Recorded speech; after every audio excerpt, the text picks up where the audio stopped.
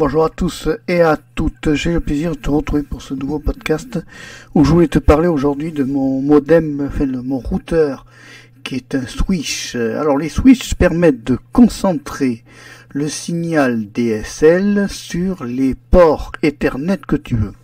En gros, tu as plusieurs ports Ethernet qui sont réglables et qui te permettent de mettre par-dessus un switch. Et le switch est l'outil qui est créé pour concentrer ce signal par un système informatique à l'intérieur du switch, qui te permet donc de concentrer ce signal ADSL sur un port. Par exemple, si tu veux concentrer sur le port numéro 1, et tu auras tout le débit qu'il faut pour mettre sur le port numéro 1 de ton switch. Si tu veux, par exemple, avoir un autre périphérique qui permet de faire du streaming ou autre, tu le branches sur le port numéro 2 et tu auras un débit maximum que ta ligne peut fournir et que le switch peut capter pour te fournir ce qu'il faut pour faire des lives ou autre. Alors, honnêtement, j'ai pas encore testé parce que je viens juste de l'installer le switch, mais toujours est-il que je me rends compte que ce switch me permet de faire des uploads un peu plus rapides en plein après-midi. Alors peut-être qu'il y a moins de monde aussi, je verrai dans le temps si ça tient le coup, mais toujours est-il que le Netgear comme switch, c'est un très très bon switch. C'est le S8000 que j'ai pris et c'est vraiment un très très bon petit appareil qui prend pas de place sur le bureau, qui est vraiment tout petit et pourtant il fait des grands travaux et des choses très bien. Ce qui est vraiment agréable, c'est de voir que ces petits appareils, on a beaucoup miniaturisé maintenant les switches, les modems, les routeurs, et je trouve qu'ils ont vachement évolué par rapport à ce qu'ils étaient avant. Avant, on avait des gros routeurs avec plein d'antennes. Maintenant, on a des petits routeurs bien faits, tout petits, tout rikiki, qui prennent pas de place, mais par contre, il y a de la puissance par derrière. Alors évidemment, si ton débit est irrégulier dans ta maison, lui, il va essayer de pomper le maximum, si tu veux, mais il va pas résoudre tous les problèmes de débit, hein. C'est juste un truc qui accélère un peu le débit, puisqu'il a quand même des grandes vitesses de transfert, hein, honnêtement, mais bon, honnêtement, moi jusqu'à maintenant, de tous les tests que j'ai fait donc aujourd'hui, je suis content moi du résultat. Hein. C'est-à-dire que je vois que quand j'upload une vidéo, par exemple sur Peertube ou ailleurs, quand on upload une vidéo, on se rend compte que ça va plus vite.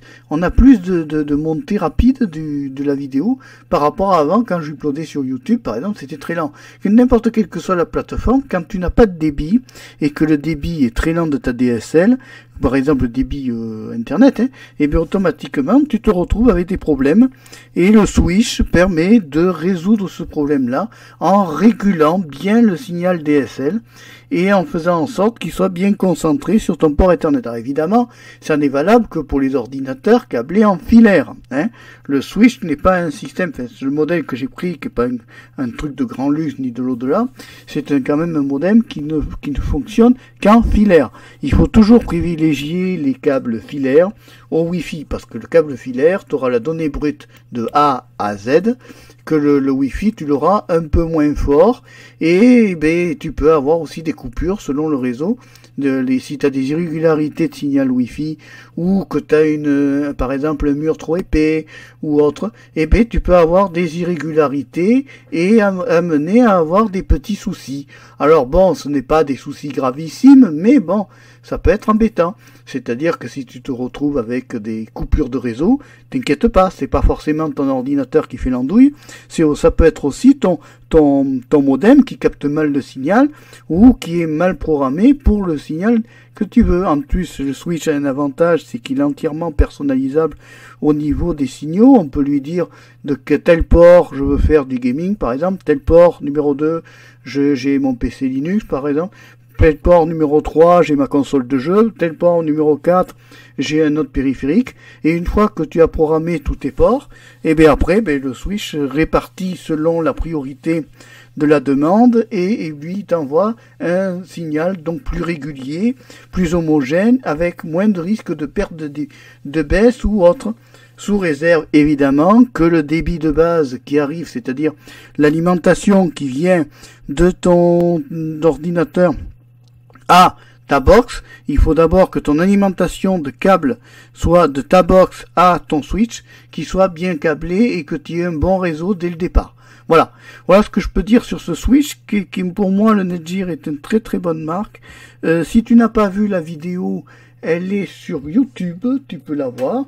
Elle est disponible sur ma chaîne Marc Péchaud 3. Sur YouTube, c'est la vidéo de déballage du Netgear S8000, tu la regarderas. Et en dessous, je t'ai glissé un petit lien vers le site Amazon pour que tu puisses, si tu veux l'acheter, prendre cet appareil, parce que c'est vraiment une merveille et quelque chose que moi, personnellement, me rend un grand service. Allez, si tu as aimé ce podcast, n'hésite pas à mettre un petit pouce bleu, n'hésite pas à t'abonner à la chaîne Marc Péchaud 3. Au revoir, à bientôt, et merci d'avoir suivi ce podcast jusqu'au bout. Bye bye.